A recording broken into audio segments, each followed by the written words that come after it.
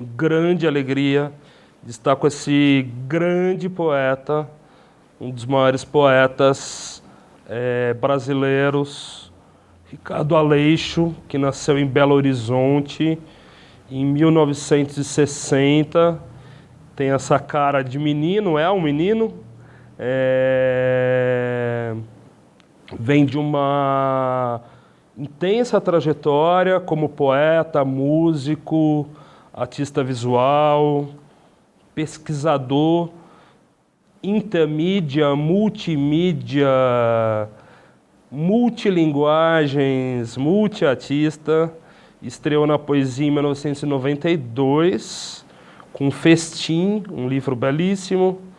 E desde lá ele vem publicando vários outros títulos, como Impossível, Como Nunca Ter Tido um Rosto, Modelos Vivos e Antiboi. Como performer, ele já se apresentou em todo o Brasil e em diversos eventos internacionais. Tivemos o prazer de estarmos juntos, mas não tão juntos assim, em alguns desses eventos, um deles o Festival de Poesia de Berlim, porque eu, Antônio Martinelli, sou poeta, gestor cultural, trabalho desde 2005 no Sesc São Paulo, estou gerente de uma das unidades do Sesc São Paulo, o Sesc Ipiranga, e fui curador da Feira do Livro de Frankfurt, que, entre tantas ações, também desenvolveu programações em 2012 e 2013 nas cidades de Colônia, Berlim, como esse festival, que eram ações preparatórias para Frankfurt. Bem, eu acho que é isso.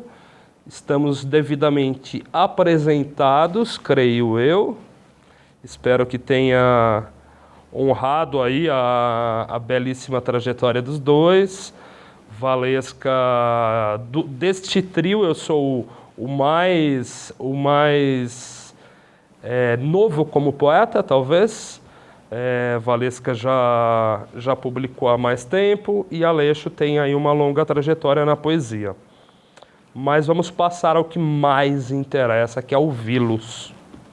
Então, para isso, eu vou começar aqui com a pergunta que dá título à mesa, né? Acho que nada mais coerente do que isso.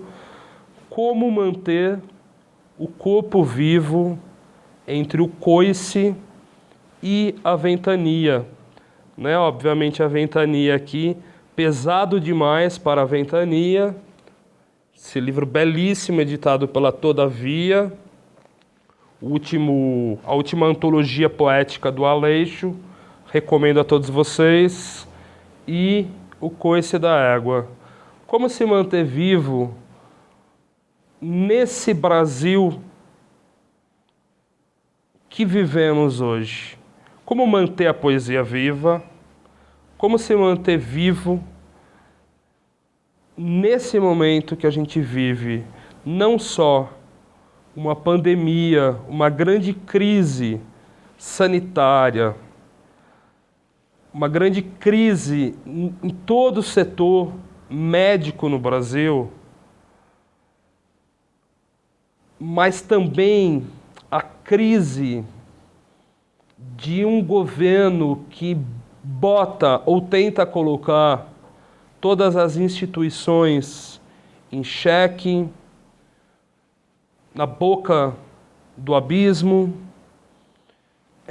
questionando a existência de qualquer ação efetiva, civilizatória efetiva nas áreas educacionais, na área cultural, negando a ciência e a saúde, negando a universidade, promovendo cada vez mais uma separação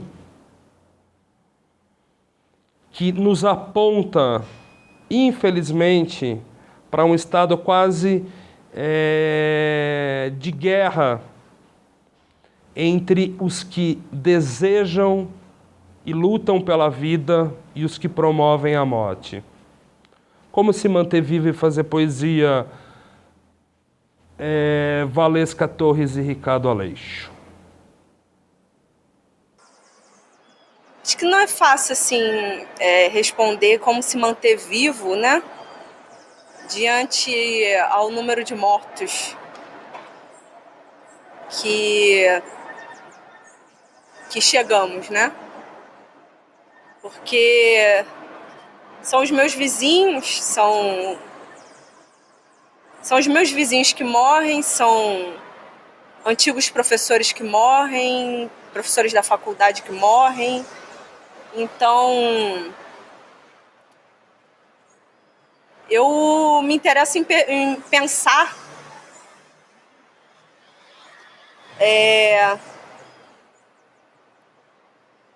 eu fico me perguntando, né, em como se manter firme, né? Porque a morte, ela fica pairando, ela tá pairando o tempo todo, assim. Desde lá do início dessa pandemia, antes desse início da pandemia, porque dentro do Rio de Janeiro, especialmente dentro das favelas, eu ouço desde a terceira série, assim, uma professora, eu lembro muito forte, assim, uma professora de história falou que na terceira série, tá? Isso tem que uns 15 anos, assim, vamos supor, uns 20 anos, né? Uns 15 anos, que eu já escutava que no Rio de Janeiro a gente estava vivendo uma guerra civil, assim. Ela falou, a gente vive uma guerra civil. E para mim entender isso na terceira série é entender que eu vivo entre mortos, né? Eu vivo ali nesse limiar, dentro do Rio de Janeiro. E na época eu vivia numa rua que era acesso ao Caveirão, para subir no Morro da Fé, que fica aqui no bairro da Penha Circular. Então, a iminência da morte estava ali presente. Desde jovem, desde criança. Mas quando vem uma pandemia, essa iminência de morte, ela está presente entre os caminhos, assim, entre o meu passado, o meu presente e o meu futuro, porque isso não acaba agora, né? Então, quando você me pede, assim, para dizer como sobreviver, como viver diante desses tempos, eu ainda não formulei uma consciência, assim, como eu estou vivendo, assim. E nesse sentido, aí quando eu penso poesia, eu penso que a gente está tentando encontrar caminhos. E caminhos que às vezes me interessam, outros caminhos que não me interessam. E esses caminhos estão vindo de forma online, de forma virtual, possibilitando outros encontros, né? Esses encontros em oficinas online, esses encontros como nós aqui, Ricardo em BH, em Belo Horizonte, né? Você, Antônio, em São Paulo e eu aqui no Rio de Janeiro. Possibilitando essas conexões, né? Mas isso para mim não tô não é uma vida desejada. Eu não desejo essa vida, assim. Eu não desejo viver na pandemia. Então, criando mecanismos de prevenção e me articulando como posso, assim, para entender como permanecer firme, né? Essa firmeza.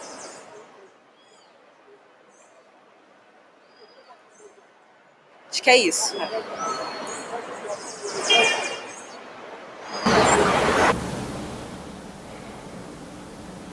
Eu sempre... Bom, boa tarde, Valesca, boa tarde, Antônio, e a toda a gente. E o ponto de vista da população negra brasileira, existe um desastre chamado Brasil. E eu sempre que me posiciono, eu o faço a partir desta perspectiva negra. Desde que o primeiro navio negreiro desembarcou na costa brasileira, com africanos e africanas escravizados, sequestrados do seu contexto original e forçados a viver no verdadeiro inferno, chamado Brasil, nunca houve uma década sequer de intervalo, de pausa, na pior possível das situações. Isso faz com que nós, negros brasileiros, e também os indígenas, tenhamos uma possibilidade, em comparação com a totalidade da população do nosso país, de pensar criticamente o que nos acontece agora. Porque não começou para nós no ano passado. Existe o Brasil, existe um desastre chamado Brasil. Pode parecer paradoxal, mas é exatamente a consciência aguda de que o Brasil é o pior lugar para a vida, qualquer que seja a forma de vida. Eu estou falando aqui não apenas da população negra mais, ou da população indígena, mas estou falando também das florestas, dos rios, dos animais. Não há quem possa afirmar hoje que vive vida plena no Brasil. Assim, nós temos, no mesmo tempo histórico, a possibilidade de darmos passos acelerados. Talvez estejamos jogando a última cartada no sentido de definir algum futuro, não só para a espécie que se autodenomina humana, mas para todas as formas de vida. Há um modelo que se esgotou já há muito e não conseguimos ver isso. E aí entra a palavra que faz par com essa falta de perspectivas. É o oposto dela, que é a esperança. Ocorre que, no meu entendimento, esperança não é algo que cai do céu. Esperança é algo a ser construído. Esperança é o que dizia o filósofo alemão Ernst Bloch, é a confecção de um modo de pensar e viver o mundo que faz da esperança não uma das 3 virtudes teologais, como nós nos habituamos a pensar, a fé e a caridade. Fé, esperança e caridade. Não, essa esperança não me interessa, porque é essa que vai sempre esperar, fazer com que esperemos que algo aconteça, sem que tenhamos que nos empenhar cotidianamente para isso. Como é que podemos provocar novas formas de diálogo? Ou alguma forma de diálogo? E assim construir, em escala coletiva, radicalmente, a esperança de abandonarmos velhos modelos que são predatórios, que são formas de violência, tudo que vive, e pensar em alternativas de ocupação do planeta mais solidárias. A poesia pode pouco a isso. Acho muita graça de um meme que circula já há alguns anos, em que um rapaz e uma moça caminham e falam: o que faremos agora? Poesia. Os canalhas detestam poesia. Tolice. Os canalhas fazem poesia. E se estamos definindo joguinhos de salão, como boa parte das pessoas que fazem poesia hoje, principalmente nos grandes centros, e que ocupam espaços privilegiados nas revistas, na mídia. Bom, não temos agora os eventos presenciais, mas basta olhar o tipo de poesia que vem sendo feita hoje, predominantemente e tem acolhida na universidade, tem acolhida nas revistas, nos jornais, para ver que não temos saído. Poesia autorreferente, autocomplacente e muito pouco empenhada em ultrapassar os limites do que tem sido a chamada vida literária. É conversa em a maior parte das coisas que eu tenho lido. Assim que acabar o isolamento social, que isso vai acabar um dia, nos interessássemos em olhar para a sociedade brasileira, para aqueles aspectos da sociedade brasileira, o que são os presídios, o que são as escolas públicas, e descobrir aí possibilidade de conexão só saindo das grandes bolhas, que não são apenas as bolhas das redes sociais, as bolhas que produzem conversas apenas interpares, radicalizando a ideia de diálogo e entendendo que há formas de viver e pensar, não apenas as nossas e as dos nossos amigos, é que poderemos sair desse impasse. É preciso radicalizar o debate, aprofundar em questões, séculos nos minimizam, nos apequenam, nos invisibilizam, inviabilizam uma ideia de Brasil que não seja mais do mesmo, como tem sido há 500 e sei lá quantos anos. Esse modelo já deu. Ou passamos a abrir isso para quem nunca teve oportunidade de fala, e aí é possível nomear. Nós poderíamos definir nesse campo tanto a população indígena quanto a população negra. Mas mesmo dentro desses estratos, é possível identificar quem nunca falou mesmo. E quem nunca falou mesmo são as mulheres. As mulheres indígenas e as mulheres negras. Ou aprendemos a escutar essas pessoas, porque elas têm dito, sempre nas brechas, sempre nas frestas, ou vamos ficar repetindo palavrório bonito e oco sobre o país em que calhou da gente nascer e viver. Para a gente encerrar, o poeta, para vocês, Ricardo Aleixo e Valesca Torres, é também um guardião da integridade de uma língua, da sacralidade de uma língua. Ele ainda é, o poeta hoje, ele ainda é um guardião, uma espécie de um facilitador,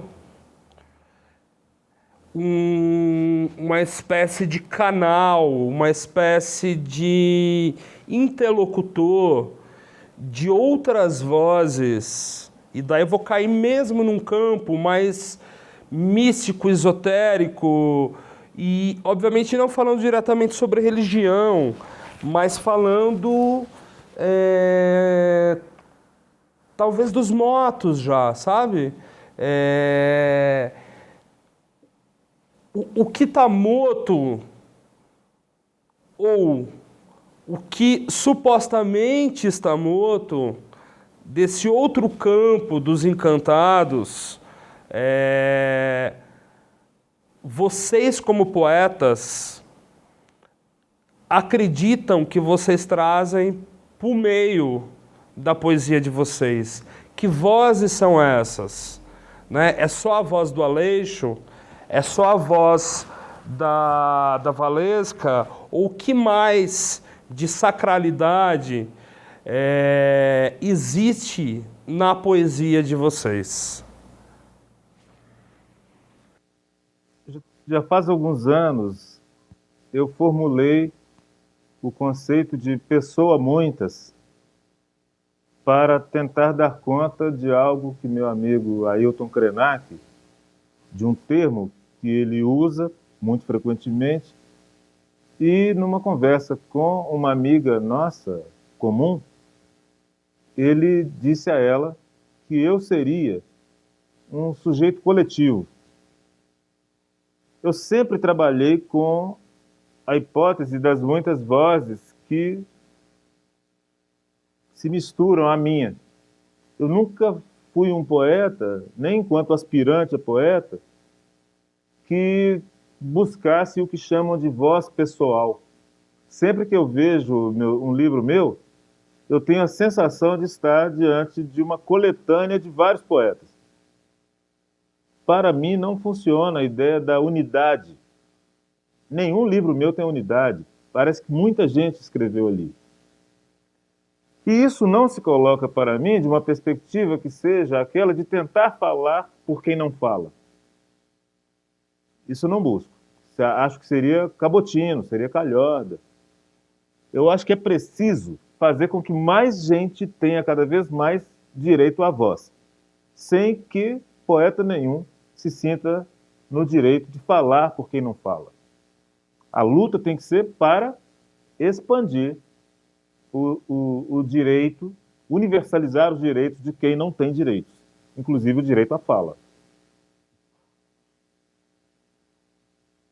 Agora, eu que sempre pensei nos trânsitos todos entre pertencimento a uma época, o direito à indignação em face de tudo que nos oprime, e que tive a chance de conviver com pessoas, meu pai, minha mãe, que vêm de um outro tempo. Meu pai teria feito agora, dia 27, 110 anos. Isso significa que ele é filho de gente do século XIX. Minha mãe nasceu em 1918. Ela também é filha de gente do século XIX, o que faz com que eu me defina como um homem de 3 séculos. Porque tem uma ponta lá no século XIX, eu nasço em 1960 e estou em pleno século XXI na fase que eu defino como a minha melhor, como pessoa e como artista. O meu horizonte de criação é a consciência de que eu ainda não fiz o meu melhor. Porque é agora que eu disponho das condições técnicas, tecnológicas, conceituais, dos diálogos necessários, dos deslocamentos pelo Brasil e pelo mundo, que me permitem entender mais qual é a minha missão enquanto poeta. Qualquer que seja a resposta para essa questão, eu posso lhe garantir, meu querido Antônio, que não é de facilitador. Eu não estou aqui para facilitar nada, muito antes, pelo contrário. O que eu puder fazer para tornar mais complexo o jogo linguajeiro, e para embaralhar as cartas sígnicas de outro modo, pode saber que eu estarei sempre disponível para isso. Eu me lembro, serei breve numa pequena anedota, isso aconteceu em Fortaleza, no ano de 2003. Fui convidado para participar de um evento de poesia e cheguei junto com meu amigo Tarso de Mello para me credenciar, buscar o crachá, tinha uma pasta que eles tinham que nos dar, essas coisas assim. E aí nos deram um crachá escrito facilitador. Aí nós dois, no mesmo momento, falamos, deve haver algum engano. Eu não sou facilitador de nada. E aí é mais do que uma blague, é mais do que uma piada isso. Porque nenhuma pessoa negra no Brasil, nenhuma pessoa indígena, nenhuma pessoa LGBTQIA+, nenhuma mulher pode ser facilitadora de nada. Porque nós somos aqueles e aquelas que não somos queridos no ambiente de poesia. Esse ambiente tão elitista, racista, homofóbico, tudo que tem de pior na sociedade brasileira encontra-se miniaturizado na vida literária brasileira. Mas eu acredito em outra dimensão, que é aquela do zelador. Eu sei, hoje eu me tornei o zelador da palavra, da memória das pessoas que me antecederam. É a dimensão ancestral. E ancestral quem é? É como eu digo num poema, ancestral é quem vive no meio do tempo sem tempo. É quem veio e já foi, e é também quem ainda não veio. Eu sou o zelador, literalmente, eu sou o zelador da palavra do meu pai e da minha mãe. Ambos escreveram, ambos falavam muito, cantavam, eram amantes da palavra. Com esse legado. As minhas 3 crias, minha filha de 25 anos, a de 18 e o garoto de 8, são grandes amigos da palavra também. Então é uma linha de continuidade que faz com que aflore aí, e Flora é o nome da minha segunda filha, fiz um trocadilho voluntário aqui, é preciso garantir um futuro, mas não só um futuro para a poesia. É preciso garantir que esse futuro da poesia seja o de um número cada vez maior de pessoas, fruindo isso e podendo, eventualmente, praticar poesia. Eu não quero garantir poesia para mim e 2 ou 3 amigos. Eu quero que muito mais gente, gente mais jovem que Valesca, possa ver Valesca e se inspirar no exemplo dela e que, isso eu quero para mim também. Essa missão eu quero. Sim, muito bom. Ouvindo o Ricardo, assim, eu me interesso muito pelo que ele diz, porque a minha primeira experiência, a primeira experiência que eu tenho, de fato, ali com a escrita, ela vem dentro de uma comunidade, que é a comunidade Manguinhos, numa biblioteca, que é a Biblioteca Parque de Manguinhos, e ela parte dali em diálogo com diversos jovens moradores, tanto de Manguinhos, Jacarezinho, proximidades. Ela parte de jovens negras, negros, periféricos e estudantes de escola pública, né? Então, quando ele fala isso, assim, quando o Ricardo fala nesse sentido, e isso vem e esse projeto que é chamado o projeto foi chamado de Turista Aprendiz, e esse projeto chamado Turista Aprendiz, ele é oriundo da Lei Rouanet, que hoje é tão difamada nas fake news aí que circulam nas redes sociais. Então ele é oriundo de uma lei de incentivo à cultura e ele parte de um lugar que é dito como improvável. E ainda mais, assim, ressalto ainda que dentro da poesia que eu conheço hoje, entre os poetas que eu circulo hoje, um espaço que nunca seria... eles não se deslocariam até ele. Assim, é um espaço que não tem nenhum interesse dentro desse circuito aqui literário, que não tem nenhum interesse em estar presente em comunidades como Manguinhos e Jacarezinho. Então eu parto daquele lugar improvável segundo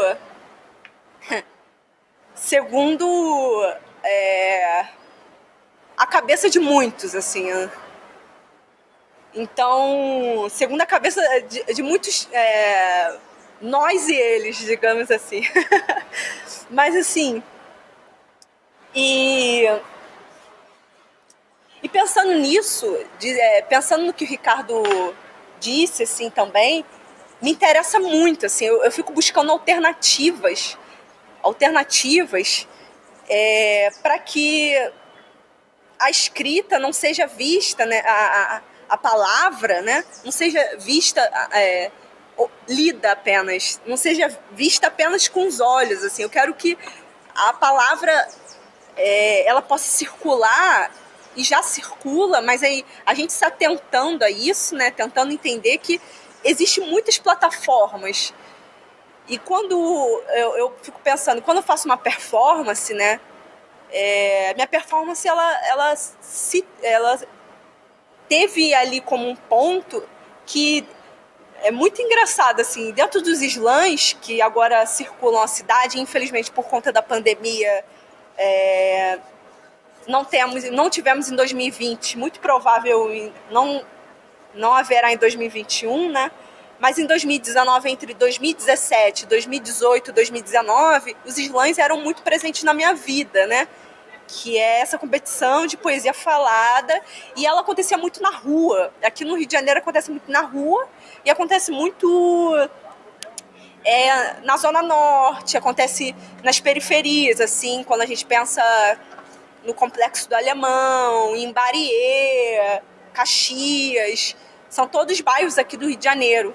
E eu fico pensando, em um dado momento, dentro do slam, naturalmente eu me frustro, assim, é uma frustração que me vem quando eu sou uma poeta que recebo diversas notas abaixo do que eu esperava, assim. E aí eu recebo essas notas baixas e em um dado momento eu penso, caramba, os slams que acontecem na rua, que acontecem nas periferias, essas pessoas que levantam as notas, que geralmente são pessoas que moram naquelas localidades, que é a mesma que a minha, elas sempre me dão nota baixa. E teve um dia que eu ouvi de uma criança falando assim, eu não entendi nada que você falou. Nada.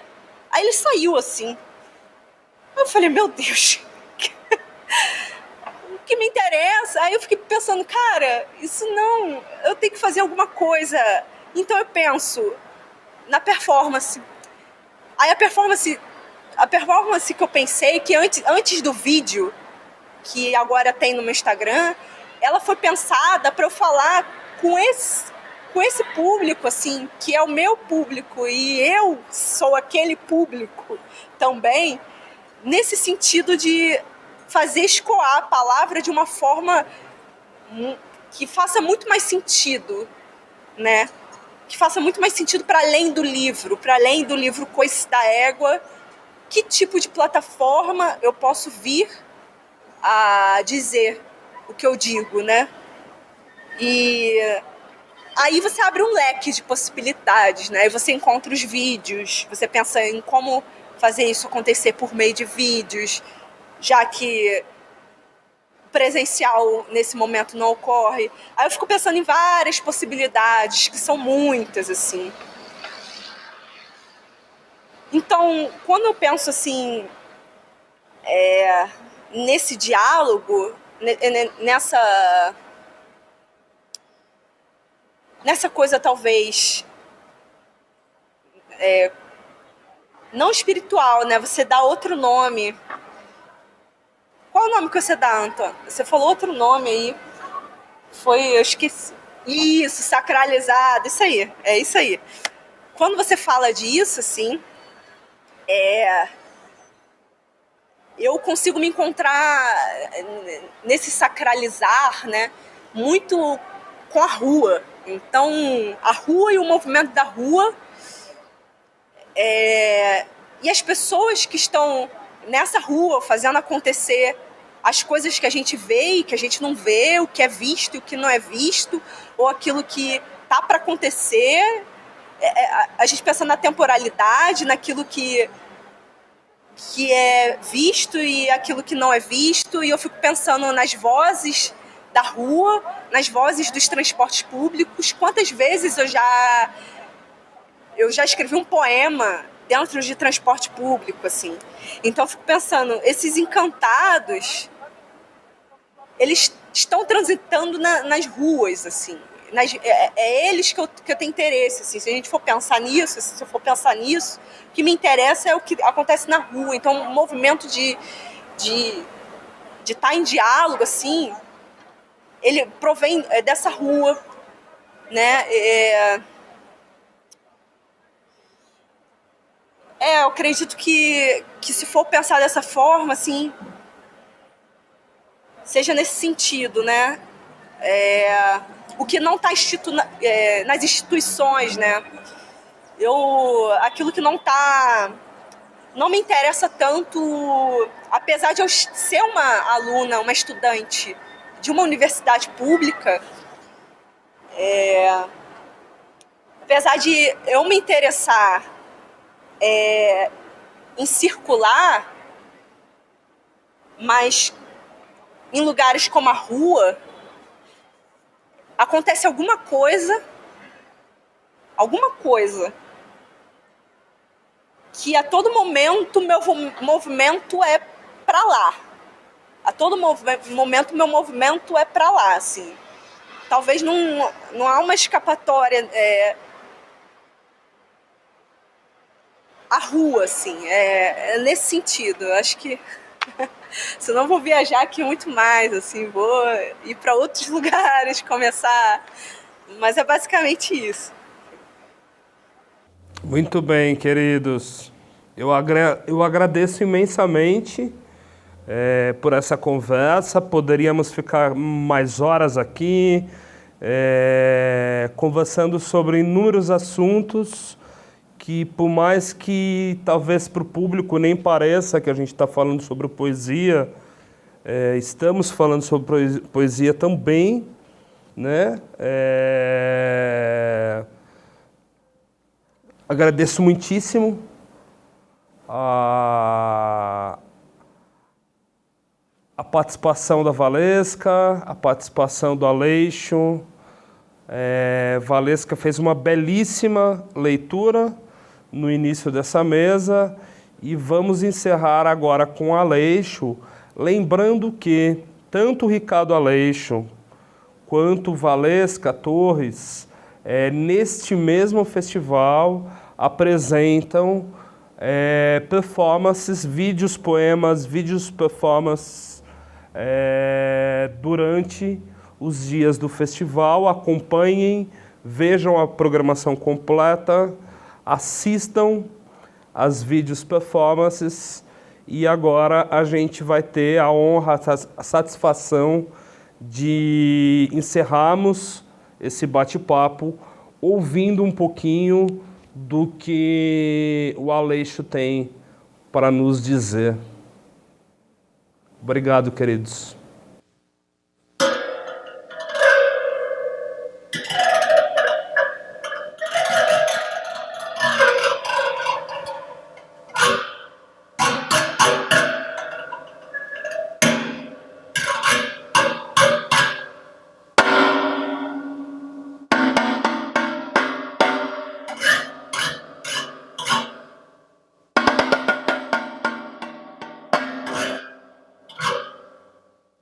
Era visível que ela me tomava por outra pessoa. Pediu: venha um pouco mais para a luz. Aqui está bem? Perguntei. Aqui é minha ilha, respondeu. Calei um sim, parado sob o círculo de luz para onde ela pedira que eu viesse. Já me sentia outra pessoa, embora ainda não soubesse exatamente quem. Que outra pessoa? Era visível que ela me chamava por outra pessoa. Pedi: venha um pouco mais para a luz. Aqui está bem? Perguntei. Aqui é minha ilha, respondeu. Calei um sim, parado sob o círculo de luz para onde ela pedira que eu viesse. Já me sentia outra pessoa, embora ainda não soubesse exatamente quem. Que outra pessoa?